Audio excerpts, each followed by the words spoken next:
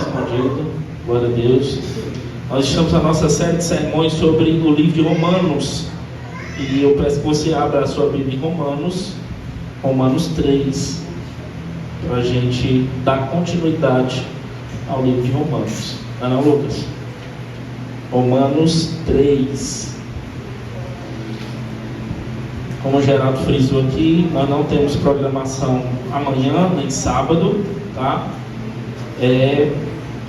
Mas domingo tem o nosso culto normal, tá bom? Domingo tem o nosso culto, espero. Também comecei uma série de sermões sobre as 7 igrejas da Ásia Menor, as 7 igrejas de Apocalipse. Fiz domingo passado sobre Éfeso, foi uma bênção. E agora domingo eu prego sobre Esmirna, tá bom? Então, espero você aqui. Romanos 3, nós vamos ler a partir do verso 1 até o verso 8. Todos acharam? Amém? Romanos 3, do verso 1 ao verso 8, o texto diz assim: qual é, pois, a vantagem sobre todos os aspectos? Principalmente porque aos judeus foram confiados os oráculos de Deus.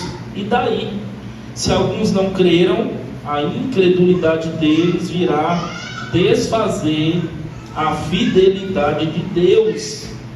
De maneira nenhuma. Seja Deus verdadeiro e mentiroso, todo homem, segundo está escrito, para seres justificado nas tuas palavras e venhas a vencer quando fores julgado. Mas se a nossa injustiça traz lume à justiça de Deus, que diremos? Porventura será Deus injusto por aplicar a sua ira? Falo como homem, certo que não. Do contrário, como julgará Deus o mundo? E se por causa da minha mentira fica em relevo a verdade de Deus para a sua glória, por que sou eu ainda condenado como pecador? E por que não dizemos, como alguns caluniosamente afirmam que o fazemos, pratiquemos males para que venham bens? A condenação deles é justa. Nós paramos aqui até o 8. Eu vou explicar aqui e a gente dá seguimento. Queridos, nós começamos hoje o capítulo 3 do livro de Romanos.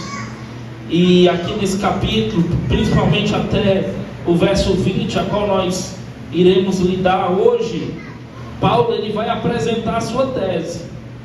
Qual a sua tese que Paulo está apresentando, que nós estamos de forma falando aos todos os outros sermões anteriores? Primeiro capítulo 1, Paulo vai falar da depravação dos gentios. Paulo vai dizer, olha, os gentios estão depravados. Os gentios foram entregues. O mundo inteiro vai defender isso, a depravação dos gentios. Quando os gentios, agora ele critica os judeus no 2. Por quê? Porque os judeus se achavam melhor do que os gentios por terem a lei, por terem a circuncisão. Então eles se achavam privilegiados. Mas como abordei no sermão passado, privilégios também requerem maiores responsabilidades. Então os judeus tinham sim recebido algo diferente do que os gentios, porque os gentios só tinham recebido essa revelação da natureza e a revelação da consciência que nós falamos. Mas os gentios receberam a lei, os gentios tinham os artifícios da circuncisão. Mas Paulo vai defender no capítulo 2 que os judeus eram tão culpados quanto os gentios, porque os judeus eram moralistas, a quais criticavam os gentios, mas faziam a mesma coisa que eles. Então Paulo vai dizer, olha, vocês não têm um julgamento diferente dos gentios, vocês estão na mesma categoria que eles. E aqui do verso 1 ao 8 que lemos, Paulo continua essa abordagem numa espécie de perguntas e respostas. Aqui Paulo usa uma convenção literária onde o mestre ou o professor, ali no caso, ele tanto apresentava as perguntas quanto apresentava as respostas. É o que Paulo faz do verso 1 ao 8. Paulo está abordando, olha, os judeus estavam questionando, porque os judeus não receberam isso de bom grado. Os judeus receberam isso com indignação. Os judeus receberam isso como uma afronta à sua religião, que era o judaísmo. Paulo, ensinado aos pés de Gamaliel, não era mais da religião judaica. Paulo havia se convertido ao cristianismo. Então Paulo estava combatendo esse falso moralismo dos judeus, dizendo: olha, tanto os gentios são depravados, como vocês também são depravados. Paulo vai abordar sobre isso. Então, do verso 1 a 8, Paulo vai fazer essas perguntas e respostas. Tanto ele apresenta as perguntas, como ele já responde às objeções dos judeus. Tudo bem? E a partir do verso 9, que é a qual eu quero me ater aqui, Paulo vai fazer o final dessa tese. Volto a dizer, esse livro de Romanos é um livro muito denso, é um livro complexo, é um livro usado por muitos anos em faculdades de direito nos Estados Unidos, porque tem argumentos muito sólidos desse homem apresentando as suas teses. Então, no capítulo 3, nós vamos concluir o capítulo 3, quando Paulo diz assim: olha, nem só os gentios são depravados, nem só os judeus são depravados. E aí ele conclui no no capítulo 3, verso 23: todos pecaram e destituídos estão da glória de Deus. Não há um justo sequer. Não há ninguém que pratique o bem. Não há ninguém que faça o bem. Paulo conclui isso aqui. Ele finaliza isso aqui. Nós vamos concluir esse argumento de Paulo. Hoje pretendo ir do verso 9 até o verso 20, onde abordaremos de forma expositiva esses versos. E a partir daqui, porque se Paulo parasse só aqui, a gente ia ficar meio que desesperado. Porque Paulo está dizendo: olha, os gentios é depravado, os judeus é depravado. Ele conclui dizendo agora que nem é um justo sequer.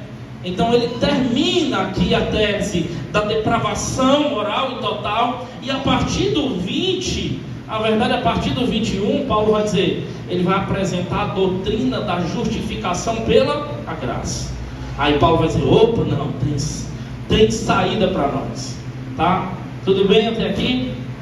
Então, vamos ler a partir agora do verso 9, por favor. Deixa aí a sua Bíblia aberta. O verso 9 diz assim: se a sua Bíblia tem título, ela diz: todos os homens na condição de pecadores. Que se conclui? Temos nós qualquer vantagem? Não, de forma nenhuma. Pois já temos demonstrado que todos, tanto judeus quanto gregos, estão debaixo do pecado.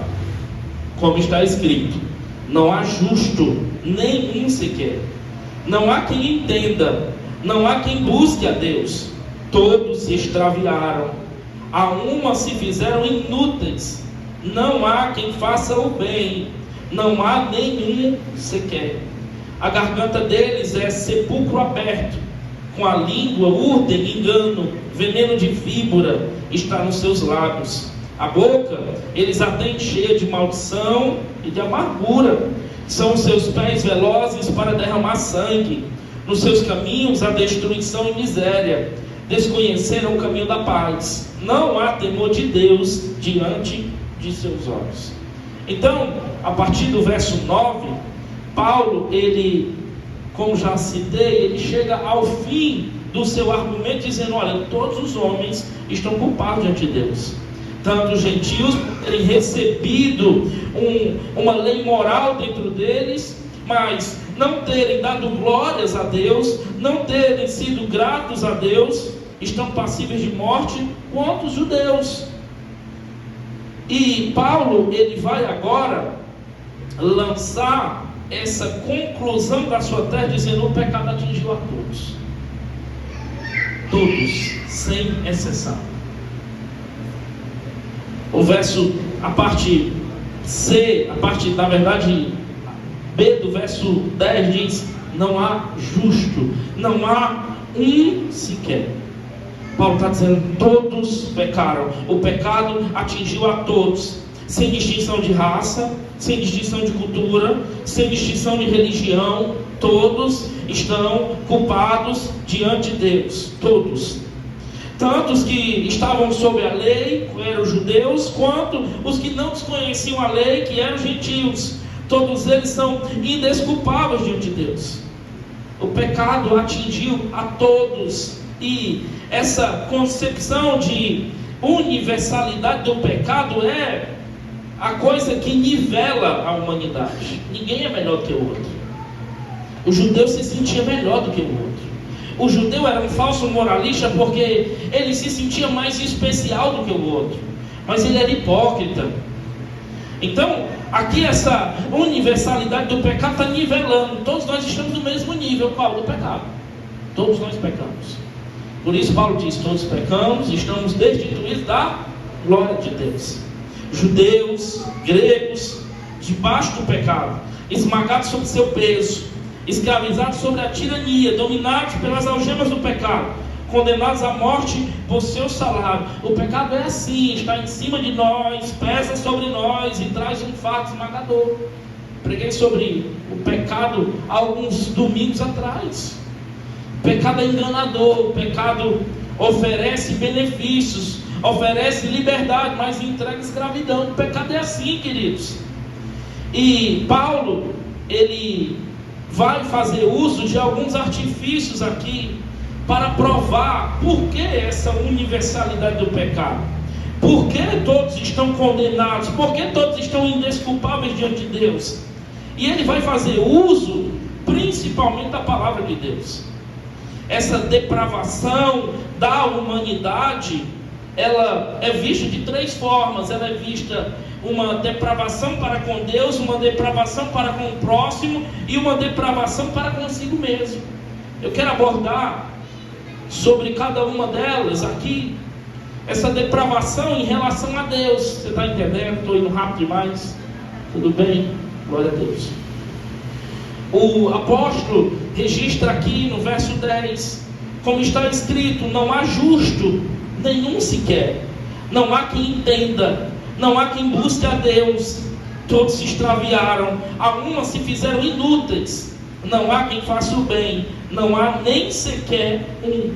Então nós podemos observar as expressões nenhum, as expressões não há e todos, reforçando essa universalidade da culpa. Paulo está dizendo: ninguém é justo, ninguém é bom. Ou pecamos por palavras, ou pecamos por obras, ou pecamos por causa de um estilo de vida mau e desastroso, ou pecamos porque nos falta o temor do Senhor, como ele descreve no verso 18, quando ele diz: não há temor de Deus diante de seus olhos. O quadro que Paulo pinta é um quadro horrendo. Ele está dizendo: não tem ninguém justo, ninguém que entende a sua deplorável condição. Ninguém está tentando entender. Por isso ele diz assim: não há quem entenda. Não há nenhum sequer. Ninguém está buscando nem procurando a Deus. E o apóstolo vai fazer uso principalmente das Escrituras. Ele não vai defender o seu argumento de base da antropologia, da sociologia. Ele vai fazer uso das Escrituras. Queridos, as Escrituras, ela não se tornou relativa.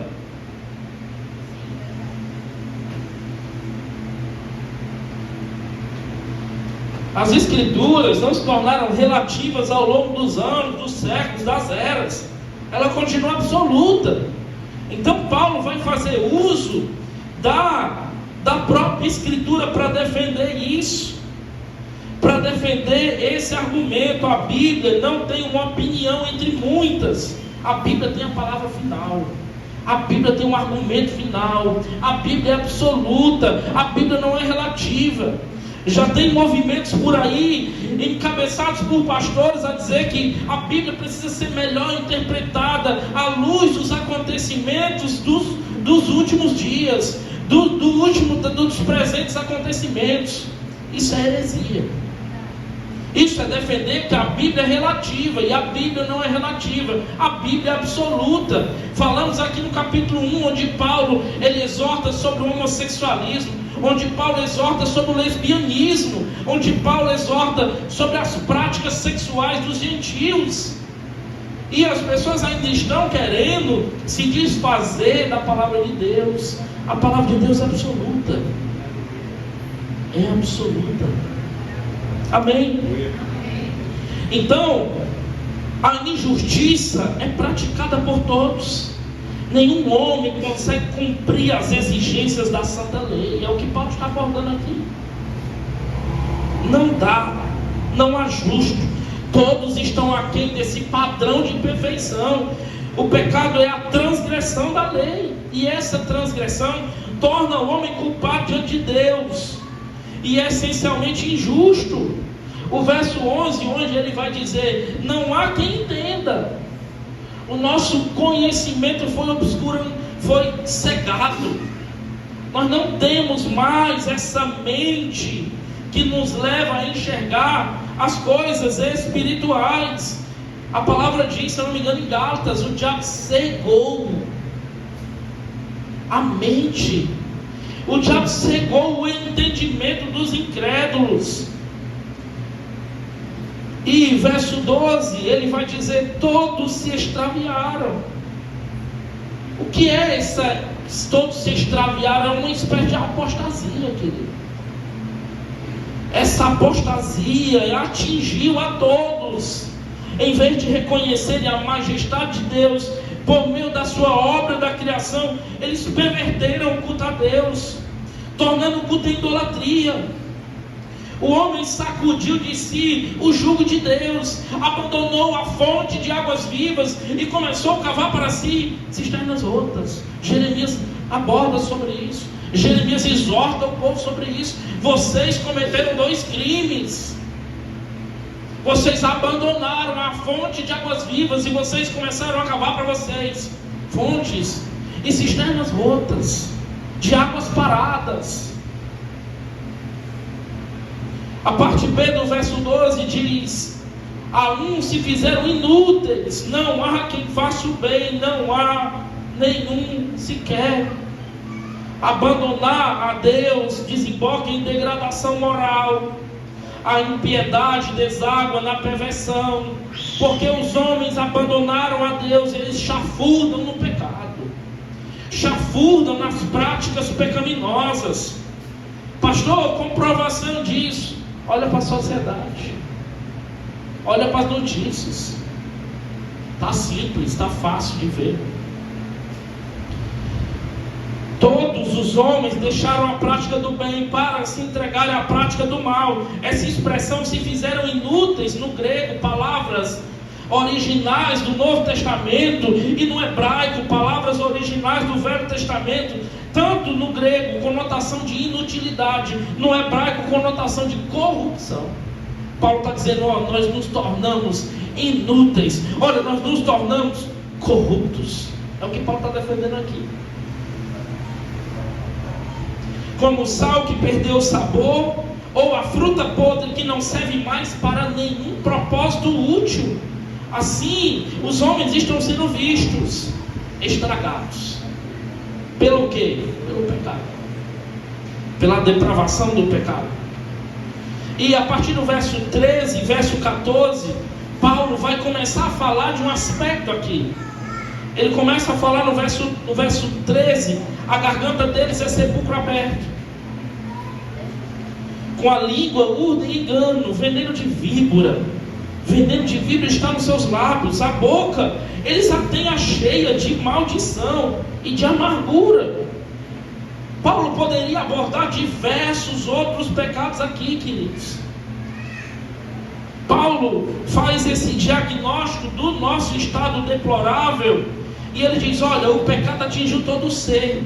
O pecado atingiu o corpo, o pecado atingiu a alma. É como se o pecado fosse um polvo, e ele soltou os seus tentáculos e ele invadiu todas as áreas nossas. Razão, emoção. O homem está chagado da cabeça aos pés pelo pecado. O corpo é fábrica de pecados. Todo ser está rendido ao pecado e a serviço do pecado. Eu sei que é difícil escutar tudo isso, mas é melhor escutarmos uma teologia sã de que somos pecadores de que carecemos da glória de Deus, da graça de Deus, do que escutarmos coisas do tipo de que você é o ouro de Ofim, você é a parte. Não, você é depravado. Não, você carece da glória de Deus, da graça de Deus. O homem é nada mais do que trapo de imundícia. Ele precisa de Deus. Se ele se afastar de Deus, a sua natureza adâmica vai levar ele para chafurdar no pecado. Simples. Não dá para fugir disso. Vamos estar abordando isso para nós. Está sendo faltado pregar o livro de Romanos nas igrejas, porque nós temos escutado uma teologia que parece uma teologia de que nós somos vice-querubins da guarda. Nós não somos. Nós somos pecadores. Nós somos carentes.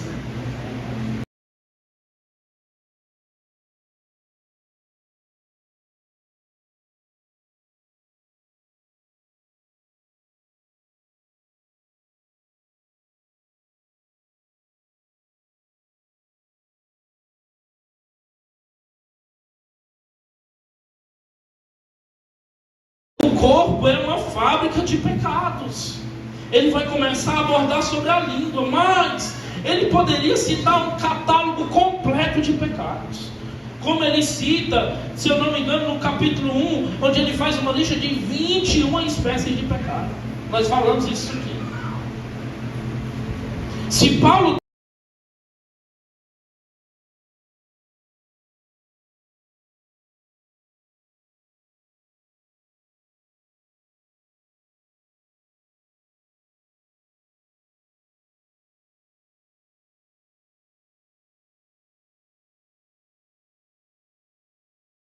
câmara de gás e diversas outras coisas, pecados de casamento, infidelidade, divórcio, espancamento de mulheres, tortura mental, abuso de criança, acrescente a isso crimes de assassinato, mutilação, roubo, e aí ele vai falar dos pecados da língua, profanação, blasfêmia, mentira, fofoca. Poderíamos citar pecados pessoais, embriaguez, dependência de drogas, orgulho e vários outros. O que Paulo poderia provar de forma mais veemente aqui? Está aqui. A sociedade, o ser humano é depravado mesmo. Não tem para onde correr. Mas sem fazer uso dessa lista exaustiva de pecado, Paulo reúne aqui pecados da fala, da comunicação, para mostrar o aspecto da língua. Ele se atém nos versos 13 e 14 para falar dos pecados concernentes à nossa língua. Esse membro, órgão do nosso corpo, criado para dar a Deus honra, glória, para ser pontes de construção de pontes e não de cavar abismos. Paulo vai citar aqui principalmente nos 2 versos os pecados da comunicação. A nossa língua tem servido para ferir as pessoas, tem servido para amparar as pessoas, ou para machucar, apontar. Como Pedro, quando levanta a sua espada e arranca a orelha de Malco. A nossa língua tem sido ponte de cura, fonte de cura. A maioria de nós, a língua está sendo usada para ferir, para ser rebelião contra as pessoas. Infelizmente. Ah, pastor, tá ruim, né? Tá. Tem uma frase de um teólogo que diz assim: ninguém é tão mal quanto poderia ser, e nenhum dos nossos atos é tão bom quanto deveria ser.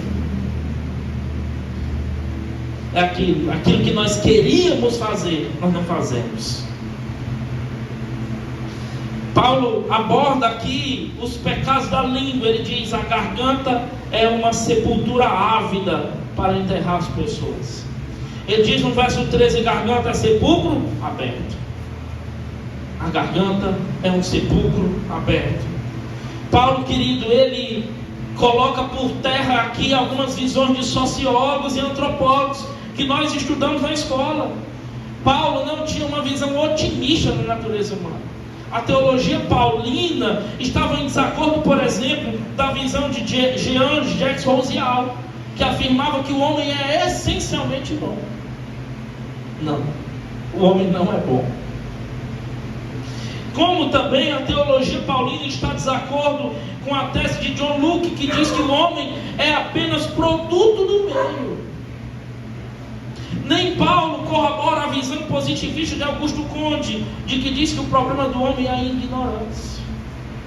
Paulo põe por terra tudo isso. O homem é um ser caído, falido espiritualmente e arruinado moralmente. É o que Paulo apresenta aqui. Amém? Não dá nem para dar amém, né? O homem é um poço de perdição. Sua garganta não é um canto, não é fonte de consolo, de esperança, para engano, bajula com suavidade, mas açoita com violência. Tiago também aborda sobre isso. A carta geral a Tiago diz que a língua é veneno, que se conseguirmos controlar a língua, nós conseguimos controlar todo o nosso corpo. Talvez por isso Paulo começa a abordar sobre a língua. Temos conseguido controlar a nossa língua? Temos falado coisas que edificam? Temos falado coisas que geram vida? Diz, veneno de víbora está nos seus lábios. Olha como Paulo compara a nossa língua aqui com um veneno de víboras. Por isso que as pessoas não gostam de escutar esse tipo de palavra, porque essa palavra confronta o nosso ser, essa palavra mexe conosco, essa palavra faz enxergarmos dentro de nós, fazendo uma autoanálise. É melhor escutar que vai receber um carro, a prosperidade, que um anjo desceu, massageia ou acaricia o ego, mas que confronta. É isso o evangelho, querido. É esse o evangelho verdadeiro, genuíno. Paulo agora está dizendo, olha, a língua de vocês é veneno de víbora. O veneno está nos lábios de vocês. Vai dizer no verso 13. A cobra em si tem esse veneno letal nas suas presas. Quando morde, destila esse veneno mata. O pecado afetou de tal maneira o ser humano que um dos seus maiores distintivos, que é a comunicação. Os animais outros falam? Não. Mas quem fala? Nós. E nós transformamos esse presente de Deus num veneno mortal. A nossa língua destila veneno. Os animais não falam, mas nós recebemos o presente da fala, da comunicação. Mas nós fazemos mau uso disso.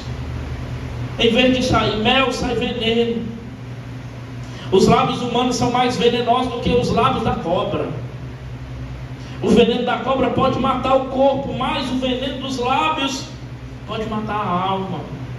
As palavras machucam, as palavras ofendem, as palavras magoam, as palavras são lanças lançadas e não tem mais como voltar atrás. Depois que foi lançado uma vez, já era. Amém? O veneno da cobra pode até ser transformado em remédio, mas o nosso veneno oriundo dos nossos lábios não pode. Só é usado para destruição. 14, verso 14, Paulo vai dizer: a boca eles têm cheia de maldição e de amargura. A boca é fonte de águas sujas. Ao invés de abençoar, bendizer, muitas das vezes sai murmúria, muitas das vezes sai lamento, muitas das vezes sai maldições. O pecado fez isso com a boca, transformou a boca numa fonte maldita. Dessa boca não tem saído louvores a Deus, nem frases para edificação, mas palavras torpes, imorais, carregadas de maldade, de mentira. A boca é a radiografia do coração. Por isso, lá nas biografias de Jesus diz: a sua boca fala do que o coração está cheio. boca é a radiografia do coração. Do que está saindo na tua boca? No teu trabalho. Porque dentro da igreja é uma coisa, agora no trabalho, na família, na faculdade, na escola, o que tem saído da sua boca? A boca é a radiografia do coração. Quer descobrir um pouco do que tem dentro do seu coração? Vamos observar o que você fala, por meio da sua boca. Porque a boca fala do que o coração está cheio. O mal não está fora do homem, mas dentro dele. Aí se dizem por aí que nós devemos seguir o nosso coração. Não, o nosso coração é corrupto, o nosso coração é enganoso, o nosso coração é fonte de pecado. Coração não deve ser seguido, nosso coração precisa ser guiado. Coração é fruto de corrupção. Jeremias diz isso: o coração do homem é enganoso.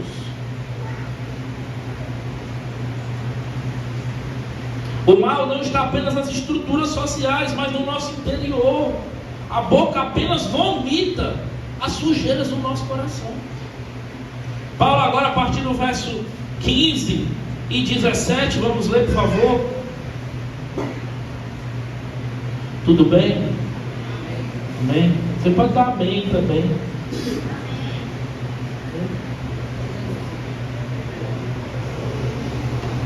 Verso 15, Paulo continua dizendo: os seus pés são velozes para derramar sangue, nos seus caminhos há destruição e miséria, desconheceram o caminho da paz. Paulo agora aborda outras situações envolvendo o pecado e a contaminação que ele gerou no homem. Paulo vai falar no verso 15 que os pés são velozes para derramar sangue. Isso é ou não é uma verdade dos nossos dias? É, queridos. Então, aqui nós vemos agora uma depravação que envolve o nosso próximo. Nós nos tornamos velozes para derramar sangue inocente. O homem se tornou uma fera selvagem. O pecado fertilizou, o deixou bruto, endureceu. O homem não tem mais compaixão. O homem não tem mais favor do outro, misericórdia do outro. Não tem mais.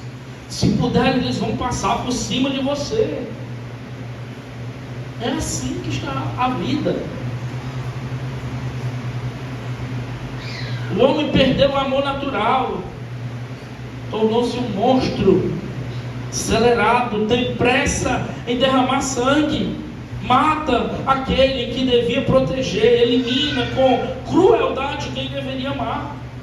A nossa sociedade tem pressa em derramar sangue, e isso é comprovado pelos crimes de origem, relação do homem para com o outro.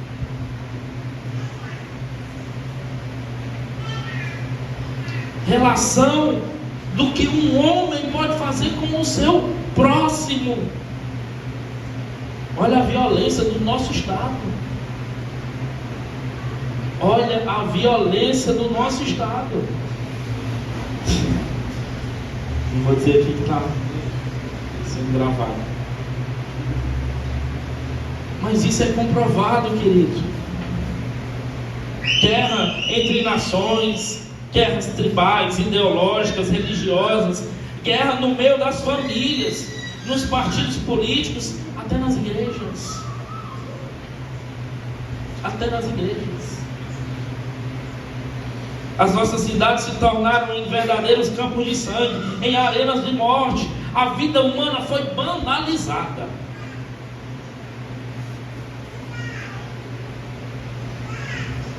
Quando eu mudei para cá, para Paracuru, uma das primeiras coisas que eu senti foi isso, de mudança. Sim, os nossos amigos policiais aqui vão dizer que a cidade não está mais tão segura como era outrora, mas é incomparável do que era a realidade que nós vivíamos anteriormente, tanto em Calcaia quanto em Fortaleza. onde você tem medo, você fica olhando para os lados. Quando isso acaba? Se a violência é usada como um campo ideológico no meio das políticas, quando isso acaba? Nunca. Nunca. E vai acabar. A Bíblia diz, se eu não me engano, Tessalonicenses, que enquanto ainda vier guerras, está tudo bem. Agora, quando começar, vir a paz, aí se prepara. Então, quando começar a vir uma paz, se prepare. O relógio escatológico avançou, correu. A vida humana foi banalizada. Os traficantes estão matando e recrutando jovens sem nenhum pudor, fazendo uso deles como uma mercadoria. Enquanto estiver servindo, tá bom. Quando não servir mais, elimina. Estou falando alguma atrocidade? Estou falando alguma... Não, é a realidade. Isso é fruto dessa sociedade pecaminosa e sem Deus. O homem, por onde passa, deixa destruição e miséria. Ele macula o chão onde pisa, contamina o lugar onde põe as mãos. O mal não está nas estruturas sociais, o mal está no homem. O homem não respeita mais a vida, a família, os bens alheios. Não. Se ele puder entrar, saquear, roubar, ele vai fazer. Obrigado, pequenos. Homem corrompido, andando na contramão da moral. No seu caminho é como um terremoto, onde passa, devasta, destrói. Pode olhar, ambientes naturais, ambientes onde o homem nunca entrou, está lá intocável, ainda é maravilhoso. Agora deixa o homem entrar. Deixa o homem colocar a mão. Isso acaba, destrói. Porque o homem é ganancioso, o homem é ambicioso, o homem faz tudo para satisfazer os seus deleites carnais. Paulo diz no verso 17: desconheceram o caminho da paz.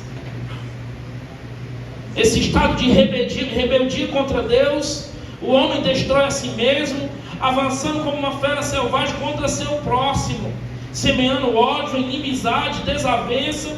A língua que falamos outrora espalha veneno, as suas mãos e os seus pés correm para derramar sangue inocente. O homem está em constante rebelião contra Deus.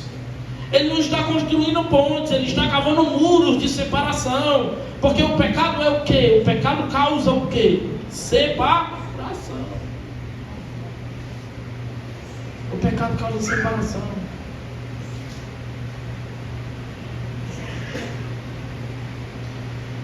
E eu quero concluir para não terminar tarde. Hoje, tá?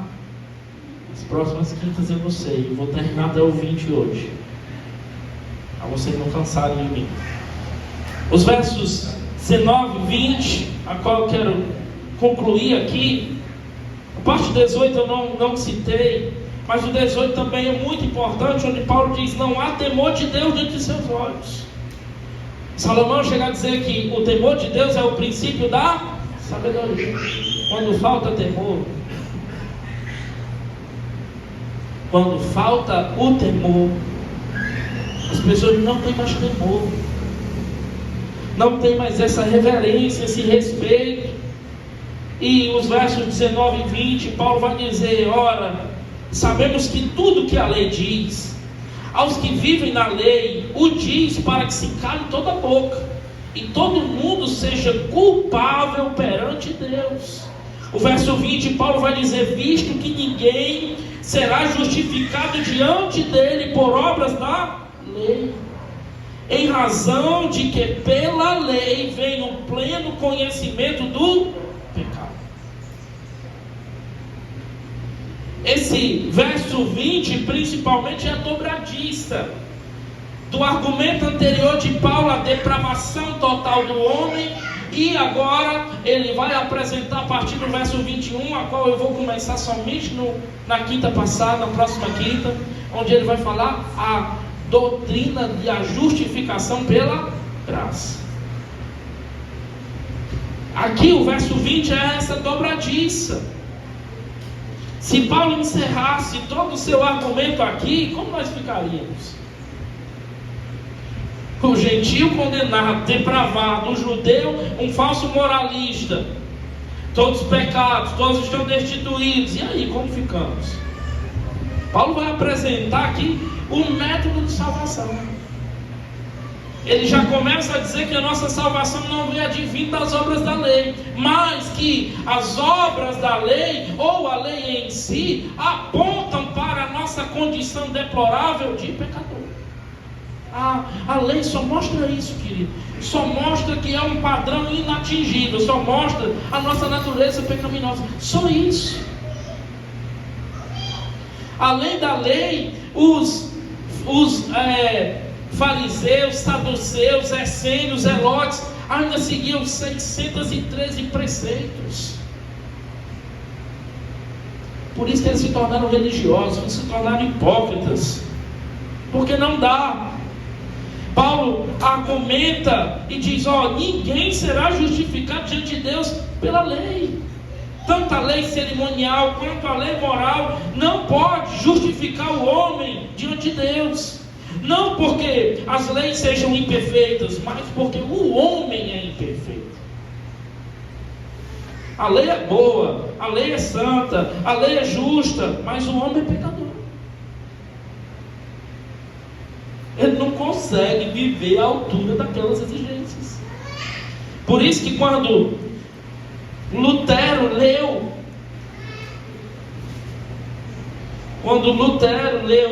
que o justo viverá pela fé, Lutero acendeu uma luz de esperança. Porque Lutero estava tentando de todo jeito viver consoante a lei. A história diz que ele se castigava, mas ele nunca ia conseguir. E aí ele descobre, por meio da revelação da palavra, que não é a lei que vai nos justificar diante de Deus.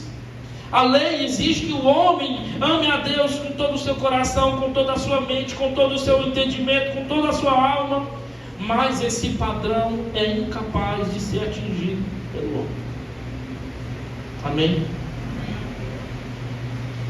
Está condenado por Deus não só por causa do que diz e faz, mas por causa de quem é. Ou seja, por causa do nosso estado pecaminoso, herdados pelos nossos primeiros pais. Por isso Davi diz no Salmo 51: eu fui gerado e concebido em pecado.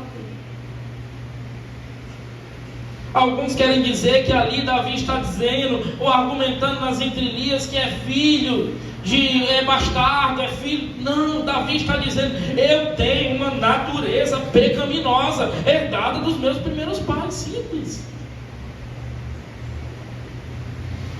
Consequentemente, há uma conclusão: o homem está condenado. A sua condição é de desesperança e desespero. Por isso o texto dos versos 19 e verso 20 é essa dobradiça. Paulo conclui aqui a primeira tese que ele apresenta no livro de Romanos, onde ele usa o capítulo 1, o capítulo 2 e o capítulo, quase todo o capítulo 3. E a partir dos versos 21 do capítulo 3, ele vai começar a apresentar para nós o método de salvação. Ele vai dizer: vocês não vão ser salvos, justificados e amparados pela lei, longe disso. Daqui para frente, Paulo abre um novo tema. Agora nós não vamos mais falar da depravação moral do homem. Nós vamos abordar uma outra análise de Paulo. Que análise é essa, pastor? Se você começar e abrir aí o verso 21 do capítulo 3, o título, se não for que King James tem: a justificação pela fé. Paulo apresenta agora a doutrina da justificação pela fé. Paulo vai dizer: pelas obras não dá. Por esse caminho aqui, nós vamos nos martirizar e não dá. E aí ele apresenta a salvação para nós. Ele apresenta um método. E esse método é a justificação pela fé. Amém? Se Paulo parasse ali, era desespero para nós. O que nós íamos fazer? Né? Mas a partir desses versos seguintes, verso 21 ao verso 31, e amparado nos outros capítulos, capítulo 4, Abraão justificado pela fé, capítulo 5, a justificação pela fé e a paz com Deus, capítulo 6, livres pelo pecado pela graça. Ele começa a apresentar a doutrina da graça. Agora ele vai dando para nós métodos, dizendo: não é pela lei, não é pelo aspecto litúrgico e legalista da lei, não, é pela fé, é pela graça, é pela justificação.